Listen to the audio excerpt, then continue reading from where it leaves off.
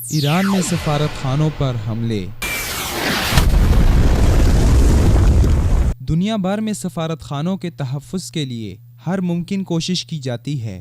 اسی وجہ سے اگرچہ بعض ممالک کے درمیان تعلقات انتہائی خراب ہو جائیں، تب بھی سفارت خانوں پر حملے بہت کم دیکھے گئے ہیں۔ لیکن ایران ایک ایسا ملک ہے جس میں سفارت خانوں پر حملوں کی ایک لمبی تاریخ ہے۔ 1829 میں ایران میں موجود روسی سفارت خانے پر حملہ کیا گیا۔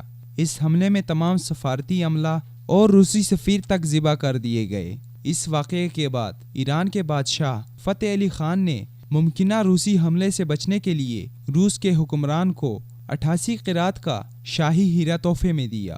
فروری 1979 میں امریکی سفارت خانے پر حملہ کیا گیا اور ایک امریکی کینتھ کراس کو حراست میں لے لیا گیا۔ دوبارہ اسی سال نومبر 1979 میں امریکی سفارت خانے پر حملہ کیا گیا اور تقریباً 60 کے لگ بھگ سفارتی عملے کو 444 دن تک حراست میں رکھا گیا۔ 1987 میں دوران حج ایرانی مظاہرین اور سعودی سیکیورٹی فورسز کے درمیان اس وقت جھڑپ ہوئی جب ایرانی حاجیوں نے مظاہرین اور امن و امان کو خراب کرنے سے روکنے پر سعودی سیکیورٹی فورسز پر چھریوں اور ڈنڈوں سے حملہ کیا۔ اس دوران سعودی سیکیورٹی فورسز کے 85 اہلکار ان حملوں میں مارے گئے اور 275 ایرانی مظاہرین ہلاک ہوئے۔ اس واقعے کے خلاف ایران میں احتجاجی مظاہرے کیے گئے اور سعودی سفارت خانے پر حملہ کیا گیا، جس کے بعد 4 سعودی سفارتکاروں کو اغوا کر لیا گیا۔ اس حملے میں سعودی سفارت خانے کو جلایا گیا اور توڑ پھوڑ کی گئی۔ سعودی سفارت خانے پر حملے کے ساتھ ہی کویت کے سفارت خانے پر بھی حملہ کیا گیا اور ایران نے الزام لگایا کہ کویتی سفارت خانہ جاسوسی میں ملوث ہے۔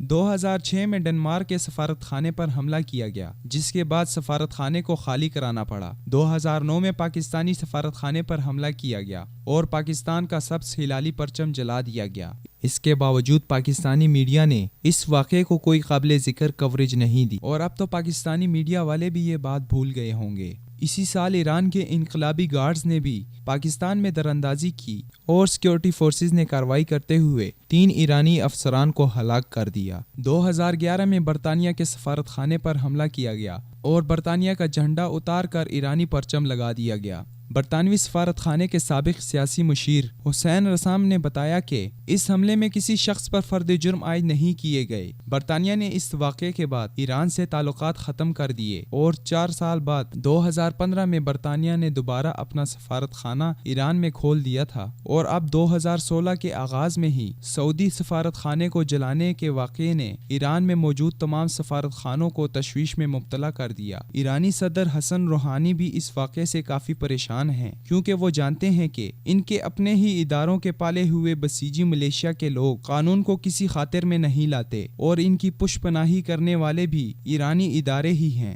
صدر روحانی نے اس وجہ سے بدھ کے روز عدلیہ کا دروازہ کھٹکھٹایا ہے اور درخواست کی ہے کہ سعودی سفارت خانے پر حملہ کرنے والے افراد کو عدالت کے کٹہرے میں لایا جائے، لیکن ان افراد کو کٹہرے میں لانا مشکل ہی نہیں بلکہ ناممکن ہے، کیونکہ ایرانی صدر برائے نام ہی ہوتا ہے، جبکہ اصل اختیارات سپریم لیڈر اور اس کے کارندوں کے پاس ہوتے ہیں، اور سعودی سفارت خانے پر جارحیت کرنے والوں کو بھی سپریم لیڈر کی آشیرواد حاصل تھی۔ سعودی سفارت خانے پر حملے کے بعد سعودی عرب کے علاوہ کویت، قطر، متحدہ عرب امارات، سوڈان اور جبوتی نے ایران کے خلاف احتجاج کرتے ہوئے اپنے سفیر واپس بلا لیے، جبکہ بعض ممالک نے ایران سے تعلقات محدود کر دیے۔ اب دیکھنا یہ ہے کہ ایران کے صدر مستقبل میں ایسے واقعات سے بچنے کے لیے کیا اقدامات کرتے ہیں اور ایران کے سرکاری غنڈوں کو قابو میں لانے میں کس حد تک کامیاب ہوتے ہیں۔ اگر اس میں ایرانی صدر کامیاب ہو جاتے ہیں تو یہ پہلی دفعہ ہوگا کہ سفارت خانوں پر حملے میں کسی کو سزا دی جاتی ہے۔ یاد رہے کہ اب تک ہونے والے تمام حملوں میں کسی کو سزا نہیں ملی، بلکہ ماضی میں سفارت خانوں پر حملے کرنے والوں میں اعلیٰ حکومتی اہلکاروں کا نام بھی آتا رہا، جن میں سابقہ ایرانی صدر محمود احمدی نژاد بھی شامل ہیں۔ ایران میں سفارت خانوں کے خلاف حکومتی سرپرستی میں جارحیت اس بات کو واضح کرتی ہے کہ ایران جہاں دیگر پالیسیوں میں انسانیت کے معیار پر پورا نہیں اترتا، وہیں سفارتی حوالے سے بھی ایران کا معیار انتہائی گرا ہوا ہے۔